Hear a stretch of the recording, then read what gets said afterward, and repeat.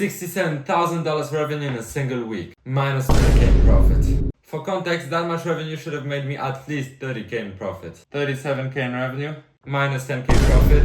2 months ago, 70k in revenue, and out of that I made 2k in profit. Is branded organic dead? No, it's not dead. But let's go over the past few months and everything I did wrong, plus the things I did to actually become profitable. For a bit of context, my brand is called Legacy Drip, and what we make is custom shoes and clothing inspired by the famous rapper Juice WRLD. We sell our items based on drops, which we do every 2 or 3 months, and later on I will explain why so rarely. So for the first drop, everything we actually did to get the brand rolling was, first of all, get a designer, get the designs done, order samples through Alibaba, and then just start posting on social medias the videos that we filmed by ourselves to not have any marketing costs. And then once we started going viral, that's when we decided it's time to do a drop. And that's when the first real costs started showing up. So first of all, we needed to announce the drop through emails and SMSs using the email list we have earlier on collected through our social media posts. And it quickly came out that we really suck at email marketing, so we needed to hire someone that could do it for us and actually do it well.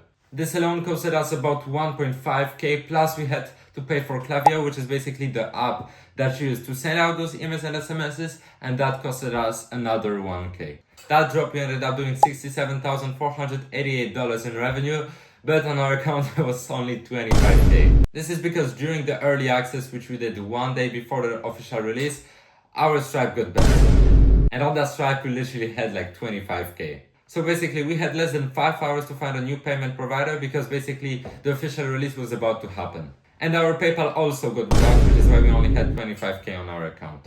Regardless of all of these issues, after the drop we still had to order the book. We spent around 12k on that. Unfortunately, we didn't predict how long the production would take. We thought it's maybe gonna take 3 or 4 weeks, and it ended up taking over 2 months. And this obviously resulted in tens of emails and complaints from our customers literally every single day. Another issue was that as shoeboxes are very heavy and very big, the shipping was extremely expensive, which we really suffered from. But even with all these issues, our main concern was still the production time. So we decided that next drop, we're gonna order a book before doing the actual drop so that we can have the shoes shipped within maybe 2 weeks or so.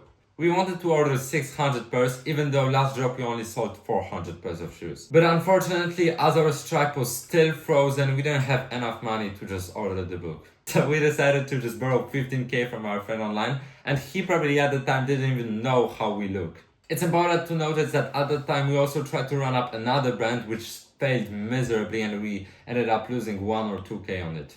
But yeah, we borrowed the 15k, ordered the book for the upcoming second drop, and at that time we felt like the smartest, most badass entrepreneurs to ever live. We kind of felt like Mark Zuckerberg, you know, that night when his girlfriend broke up with him in the movie Social Network. He just went to his room, locked in, took a beer, started coding the whole night on his laptop, and bro, that scene must have been like the coolest way to ever show an entrepreneur. And that's how we felt, to be honest, you know, just fueled by the adrenaline of being 15k in debt and bro, just having like to go all in.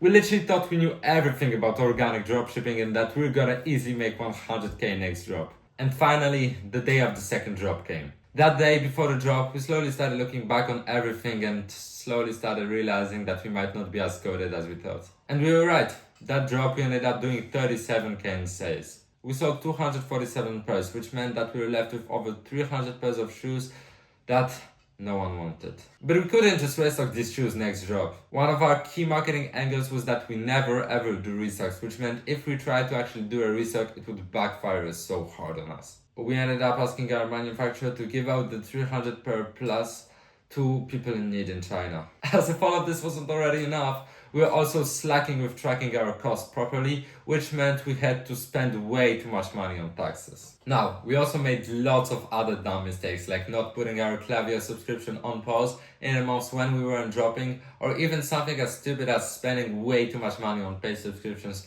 which mostly didn't work at all. But really, the reason why I'm making this video is to show you guys that owning a clothing brand or any type of brand with your own custom product is not as easy and not as profitable as people make it seem. Even though the third drop actually went pretty well and we made almost 200k with this brand so far, the journey really wasn't that easy and there was so many ups and downs and people just think it's so simple, and bro, it really isn't. Yo, by the way, we are still looking for creators, so if that's something you'd be interested in. Right now we're gonna be running up the 4th drop of Legacy Drip where we plan to do 100k, which is crazy. And we're also running up one more product, which I cannot reveal here yet. But yeah, so if that's something you'd be interested in, just DM me here on IG. And yeah, now let's get back to the video.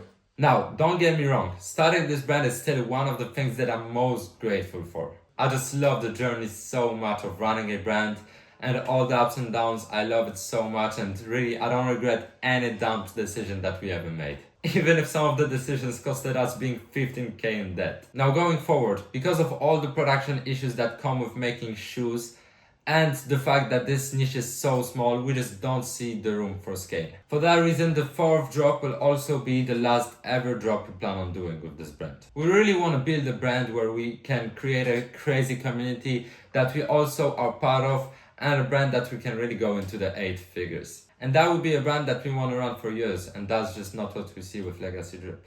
So stay tuned, because it's only gonna keep getting better. I'm gonna make sure that everything is documented here. All the ups and downs, all the failures, all the successes, everything from A to Z is gonna be here on this YouTube channel.